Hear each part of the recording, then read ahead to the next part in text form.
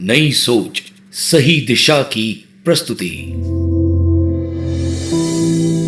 गुरुर्ब्रह्मा गुरुर्विष्णु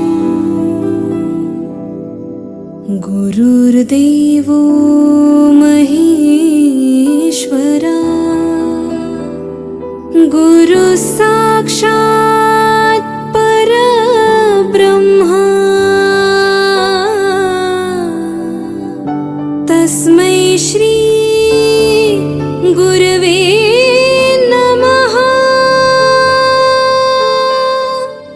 तस्मै श्री गुरवे नमः। तस्मै श्री गुरवे नमः।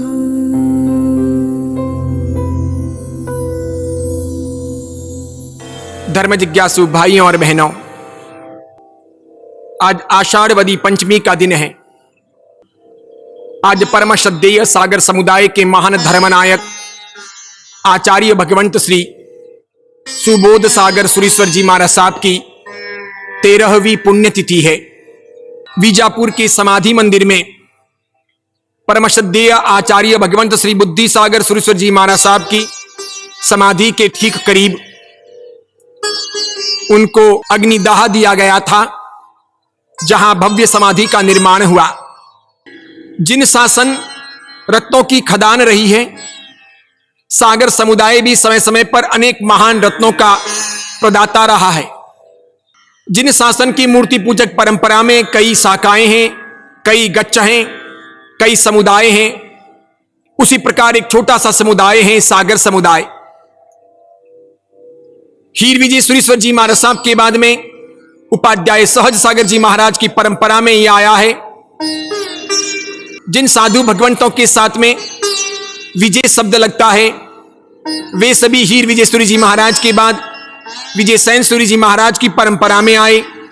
और जिन साधु भगवंतों के साथ में सागर शब्द लगता है, तपागच के वे सभी साधु भगवंत हीर विजय सूरी जी महाराज के बाद उपाध्याय सहज सागर जी महाराज की परंपरा में आए।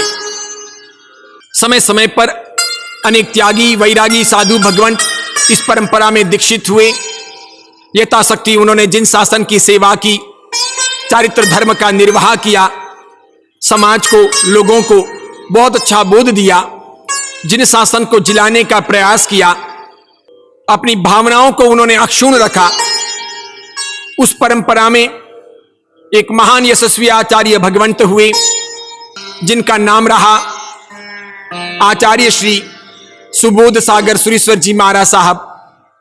ईस्वी सन 1988 में मुंबई के गोरेगांव उपनगर में श्री जवाहर नगर जैन संघ के सानिध्य में परम श्रद्धेय आचार्य भगवंत श्री सुबोध सागर सुरेश्वर जी महाराज साहब को सागर समुदाय के गच्छ नायक के तौर पर विराजित किया गया था। सागर समुदाय के साधु साध्वी जी और बहुत बड़ी मात्रा में श्रावक श्राविका एकत्रित हुए थे। महामहोत्सव मनाया गया था। 19 वर्षों तक परम श्रद्धेय आचार्य भगवंत ने, सुबोध सागर सुरेश्वर जी महाराज साहब ने सागर समुदाय के नायक के तौर पर संघ का, समाज का, समुदाय का संचालन किया, साधु साध्वियों को संभाला। सागर समुदाय के छोटे बड़े अनेक पुराने क्षेत्र रहे, उन सब का पल्लवन किया, उनकी हिफाजत की। वे एक वीर पुरुष थे, प्रतापी पुण्यशाली थे। उनके सामने कोई बोल नहीं सकता था, ऐसा उनका नाम कर्म था। उनके वचनों में, उनके जबान में गजब की ताकत थी। वे जो बोलते थे वैसा दुनिया में हो जाता था।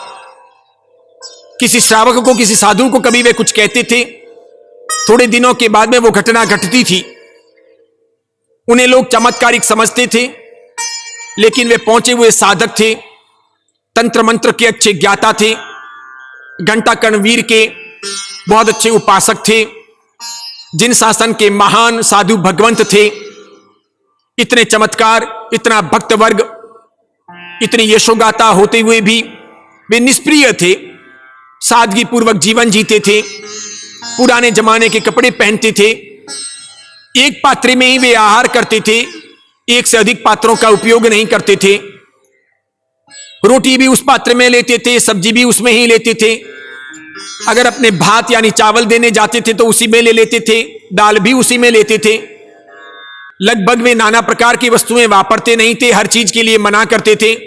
मनुवार करके उनको कुछ देना पड़ता था। कभी फल देने जाते थे, उसी दाल और सब्जी के साथ में फल लेते थे। मिठाई देते थे, मिठाई के लिए मना करते थे। जोर जबरदस्ती एक आधा भी मिठाई का टुकड़ा उन्हें देने का प्रयास करते थे। उसी एक पात्र में दाल के साथ सब्जी के साथ मिठाई ले लेते थे। ये देख करके मुझे बहुत अचंभा होता था कि खाने का क्या तात्पर्य है, क्यों ये भोजन कर रहे हैं, कैसी निष्प्रियता है, स्वाद रहित जीवन जी रहे हैं। पहली बात तो स्वादिष्ट वस्तुएं खाते नहीं हैं, समझा करके देते भी हैं तो सब दाल और सब्जी के साथ में ले लेते हैं। पता ही नहीं चलता कि तीखा क्या है और मीठा क्या है, फीका क्या है और खट्टा क्या है, फल कौन से हैं और सब्जी कौन सी है, सब एकत्रित कर लेते थे। आखिरी दिनों में उन्हें दिखाई देना बंद हो गया था, आंखों से वे कमजोर हो गए थे। फिर भी उनका मन थका नहीं था, उनके चरण कदम भी थके नहीं थे। मैंने उनको कमजोर आंखों के बीच में भी बड़ी रफ्तार के साथ में चलते हुए देखा, बड़े बड़े डग भरते हुए देखा। आचार्य भगवंत अपने प्रिय प्रशिष्य उदय कीर्ति सागर सुरेश्वर जी महाराज साहब का हाथ पकड़ करके फटाफट चलते हुए देखा। हर काम में मैंने रफ्तार देखी, तेज गति देखी। बुढ़ापा जरूर जीवन में आकार ले रहा था, आंखों में कम दिखाई दे रहा था, चेहरे पर झुर्रियां पड़ गई थी, लेकिन मन की मुरादें कमजोर नहीं हुई थी। मन में वही उल्लास था, वही उजास था, वही परिपक्वता थी, वही गंभीरता थी, तेजस्विता थी। शेर की तरह दहाड़ते थे, किसी की शर्म वरम नहीं रखते थे। उनके पास उनकी परिधि में जाने से पहले शिष्य और भक्त वर्ग सोचते थे, डरते थे, लेकिन फिर भी उनके प्रति इतना डर होते हुए भी सद्भावना थी, समर्पण था, लालित्य था, प्यार था, अथाह भक्ति थी। भक्तों का उनके पास जमावड़ा होता था। कभी कोई व्यक्ति आशीर्वाद लेने आता था, वे कभी स्वाध्याय कर रहे होते थे, आंख उठाते थे, कह देते थे अभी नहीं, रात को 3 बजे चले आना। वो सोचता था रात को 3 बजे, लेकिन उसको श्रद्धा होती थी, वो रात को 3 बजे चला आता था। देखने काबिल बात थी, रात को 3 बजे आचार्य भगवान जगते होते थे, उसकी आवाज से उसको पहचान लेते थे। 3 बजे उसके मस्तक पर शक्तिपात के तौर पर हाथ रखते थे, सामने वाले व्यक्ति का काम हो जाता था। इस प्रकार ये सुबोध सागर सुरेश्वर जी महाराज साहब इस वर्तमान काल में, इस बीते युग में एक महान शासन नायक के तौर पर, सागर समुदाय के गच्छ नायक के तौर पर अमर हो गए। जब उनके पैर थक गए, चलने में उनको कमजोरी महसूस होने लगी, तब भी वे छोटे मोटे विहार करते, व्हीलचेयर के उपयोग को लगभग टालते। उनके जीवन में व्हीलचेयर का उपयोग बहुत बाद में आया, बहुत देरी से आया। वे घंटा गणवीर के आधार पर जो बोलते थे वो काम दुनिया में होता था। आज की दुनिया में मौजूद हैं ऐसे सैकड़ों साधु और हजारों श्रावक श्राविका जिन्होंने प्रत्यक्ष चमत्कार देखे। जो उन्होंने बोला व्यक्तिगत तौर पर या सामाजिक तौर पर घटित हुआ। उन्होंने सागर समुदाय के कई क्षेत्रों का पल्लवन किया, श्रावक श्राविकाओं को अच्छा बोध दिया। ज्ञान के क्षेत्र में भी उनको कभी भी भुलाया नहीं जा सकता। उनकी स्मरण शक्ति अद्भुत थी, गजब का उन्होंने पुण्य कर्म किया था। ज्ञान का बहुत अद्भुत क्षोभम लेकर के वो जन्म लिए थे। सरस्वती की उपासना की होगी, पूर्व भव के अंदर ज्ञानावरणीय कर्मों का अच्छा क्षोभम प्राप्त किया होगा। वो सब उदय काल में आया था। आंखें कमजोर पड़ गई, कान भी कमजोर हो गए, लेकिन जबान और मस्तिष्क बहुत बढ़िया तरीके से चलते थे। वे भगवती सूत्र के जाने माने ज्ञाता थे, अच्छे अध्येता थे, बहुत बढ़िया उसके उपासक थे, आराधक थे, स्वाध्यायी थे। उन्होंने भगवती सूत्र पर गजब की मास्टरी, एकाधिकार जैसी स्थिति हासिल कर ली थी। वो भगवती सूत्र के द्रव्यानुयोग के विषय को बड़ी गंभीरता के साथ, बड़ी सरलता के साथ लोगों को समझाते थे। उनके पास में भगवती सूत्र सुनने के लिए भीड़ जुटी थी। मुझे याद आता है एक समय जब उन्होंने पालिताना में चतुर्मास किया था। उस काल में कई साधु साधु जी भगवंतों के अलग अलग धर्मशालाओं में पालिताना में चतुर्मास थे। वे साधु साधु जी भगवंत भी कम नहीं थे, वे भी सब पुण्यशाली थे, बड़े बड़े थे। उनके पास में भी किसी के पास 2500, किसी के पास 2000, किसी के पास 1500, किसी के पास हजार हजार भक्तों का चतुर्मास का आयोजन था। ऐसे महान महान कई आचार्य भगवंत पालिताना में विराजमान थे। उन सब के बीच में परम श्रद्धेय आचार्य भगवंत गच्छ नायक सागर समुदाय के मुकुटमणि ऐसे सुबोध सागर सुरेश्वर जी महाराज साहब भी पालिताना में चतुर्मास कर रहे थे। लेकिन संयोग देखिए, बिना प्रयासों के, बिना उदीरना के, बिना कुछ कहे हुए कई साधु साधी जी भगवंतों की आपस में मुलाकात हुई। बातों ही बातों में उन्होंने कहा, इस वर्ष हम सबका पालिताना में यह सौभाग्य है कि भगवती सूत्र के महान ज्ञाता, गीतार्थ महापुरुष, परम विद्वान आचार्य भगवंत श्री सुबोध सागर सुरेश्वर जी महाराज साहब भी यहां चतुर्मास कर रहे हैं। तो क्यों नहीं हम सबको मिलकर के उनके प्रवचनों का अनुपान करना चाहिए, और इसलिए हम सबको अपने प्रवचनों का समय परिवर्तित करना चाहिए। अधिकांश साधु भगवंतों ने अपने प्रवचनों का समय परिवर्तित किया। प्रातः काल परम श्रद्धेय आचार्य भगवंत श्री सुबोध सागर सुरेश्वर जी महाराज साहब के भगवती सूत्र पर जानदार, शानदार, लाजवाब, हृदयस्पर्शी, ओजस्वी, जानने समझने जैसे ज्ञान से आपूरित अत्यंत गहराई लिए हुए प्रवचन होते थे। और उन प्रवचनों से पावन बनने के लिए, उन्हें आत्मसात करने के लिए, वो जिन वाणी को पीने के लिए, अपनी ज्ञान पिपासा को बुझाने के लिए सैकड़ों की संख्या में वहां साधु साध्वी श्रावक श्राविका जुटते थे। कई साधु साध्वियों ने अपने प्रवचनों का विषय बदल दिया था, समय बदल दिया था। वे सभी भी भागे भागे सुबोध सागर सुरेश्वर जी महाराज साहब के पास में उनकी परिधि में आकर बैठते थे, और इस प्रकार साधु साध्वियों की बहुत बड़ी परिषदा तैयार होती थी। भगवती सूत्र का एक जानदार शानदार आयोजन होता था, प्रवचन चलते थे। ऐसा लगता था जैसे मिनी समोसरण लगा है। तीर्थंकर प्रभु तो नहीं है, लेकिन तीर्थंकर के प्रतिनिधि है आचार्य सुबोध सागर सुरेश्वर जी महाराज साहब। और उस जमाने के श्रावक श्राविका, अवधि ज्ञानी, मन परिव ज्ञानी, लब्धिधारी मुनीश्वर तो नहीं है, लेकिन साधु साधी जी भगवंत हैं अलग अलग समुदायों के, जो भक्ति पूर्वक पधारे हैं। और उस जमाने के महान कोई पुण्य श्रावक, कोई आनंद श्रावक तो नहीं है, लेकिन वर्तमान काल के छोटे मोटे श्रावक हैं, भक्ति भावना से सिद्धाचल जी के सानिध्य में जीवन को पावन बनाने आए हैं।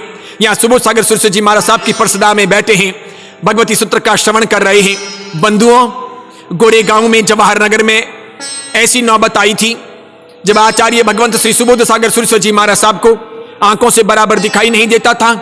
तो भगवती सूत्र के प्रत में लिखे हुए सूत्र वे पढ़ नहीं पाते थे और उनको ठीक तरीके से सुनाई नहीं देता था। तो उनके विनयी शिष्य आजीवन, जिन्होंने अपने गुरुदेव का, सुबोध सागर सुरेश्वर जी महाराज साहब का सेवा भाव करते हुए, उनकी सारी बातों को सर आंखों पर रखते हुए, उनके वैयावृत्य को करते हुए अपने जीवन को धन्यता की अनुभूति करवाई, ऐसे वर्तमान तपागच्छ नायक आचार्य भगवंत श्री मनोहर कीर्ति सागर सुरेश्वर जी महाराज साहब उस जमाने में आचार्य बन जाने के बाद सुबोध सागर सुरेश्वर जी महाराज साहब के राइट साइड में बैठते थे, भगवती सूत्र को लेकर के बैठते थे। वे जब पूछते थे तब ये उनके कान में एक सूत्र कहते थे। एक सूत्र भर कहना होता था, नन्ना सा सूत्र कहना होता था। उस सूत्र पर बहुत गजब का भाष्य, उसकी विवेचना, उसकी टिप्पणियां, उसके अपवाद मार्ग और राजमार्ग, सब प्रकार की विवेचना को वो खोलते थे। एक एक पदार्थ वे खोलते चले जाते थे। द्रव्यानुयोग का वो लाजवाब ज्ञान का आदान प्राधान्य था। बहुत लोग पल्लवित होते थे, अहोभाव से भरते थे। बहुत गजब का वहां धर्म संघ का, चतुर्वी संघ का वातावरण देखने को मिलता था। बंधुओं, आगम शास्त्रों को सामान्य तौर पर 4 भागों में विभाजित किया जा सकता है, बांटा जा सकता है। पहला आगम शास्त्र का भाग होता है द्रव्यानुयोग, दूसरा है गणितानुयोग, तीसरा है चरण करणानुयोग और चौथा है कथानुयोग। 4 भागों में आगम शास्त्र को डिवीजन में ला सकते हैं, उनको भेदित कर सकते हैं, उनको 4 भागों में बांट सकते हैं। द्रव्यानुयोग का मतलब हुआ तत्व ज्ञान का गहनतम विषय। फिर उसके बाद में गणितानुयोग का मतलब हुआ कैलकुलेशन का, मैथ्स का, गणित का विषय।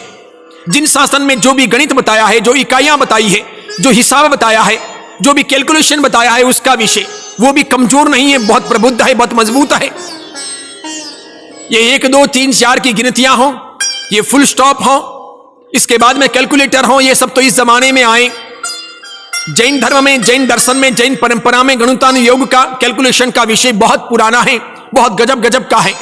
उसके बाद में है चरण करणानुयोग, चरित्र और क्रिया का योग, आचार विचार का वो विषय है। साधु साध्वी श्रावक श्राविकाओं के लिए वो अत्यंत महत्वपूर्ण है कि कौन कौन सी चीजें करणीय हैं, कौन सी अकरणीय है, क्या अपनाना चाहिए, क्या नहीं अपनाना चाहिए, किसको राजमार्ग कहते हैं, किसको अपवाद मार्ग कहते हैं, क्या उचित है, क्या अनुचित है, ये सब विधि और निषेध, ये चरण करणानुयोग का विषय है। चौथा विषय है कथानुयोग, सबसे सरल विषय है। कहानियों के द्वारा जिन शासन के तत्वों को, जिन शासन के हार्द को, जिन शासन की बातों को, जिन शासन के गहनतम विषयों को सरल बनाकर लोक जीवन को देना, बाल जीवों को देना, उनके जीवन को पल्लवित करना, उनको भी धर्मवान अध्यात्मवान बनाना, उनके भीतर प्रेरणाएं भरना, ये काम है कथानुयोग का। 4 योग में सबसे कठिन योग है द्रव्यानुयोग। परम श्रद्धेय आचार्य भगवंत सागर समुदाय के गच्छ नायक श्री सुबोध सागर सुरेश्वर जी महाराज साहब द्रव्यानुयोग के महान ज्ञाता थे, मास्टरी थी। वे फिसलते नहीं थे, वे हिल नहीं जाते थे, वे बार बार ग्रंथों में देख नहीं सकते थे, आंखें कमजोर थी।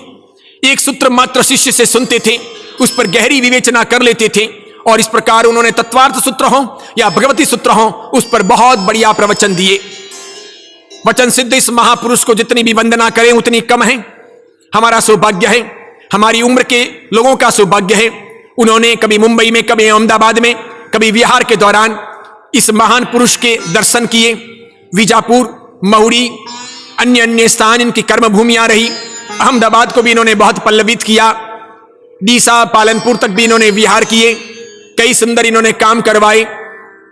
कैसी वचन सिद्धि थी, कैसे जबान के अंदर दम था, इनकी परिधि का और इनके प्रभाव का कैसा योग था कि हर्षद भाई नामक श्रावक थे, अभी तो दुनिया में नहीं है, लेकिन वर्तमान जमाने में ही वे गुजरे हैं। वे बोरीबली में रहते थे, वे गोगारी थे, वल्लभीपुर के बासिंदे थे। वे परम श्रद्धेय आचार्य भगवंत श्री सुबोध सागर सुरेश्वर जी महाराज साहब के परम अनुयायी थे, जाने माने भक्त थे, सरल मना थे। हर्षद भाई भी सरल मना थे, आचार्य भगवंत भी। आचार्य भगवंत ऊपर से बहुत कठोर थे, इसलिए लोग डरते थे, लेकिन अंदर से बाल सुलभ उनका वात्सल्य देखने को मिलता था, उनका प्रेम और लालित्य देखने को मिलता था।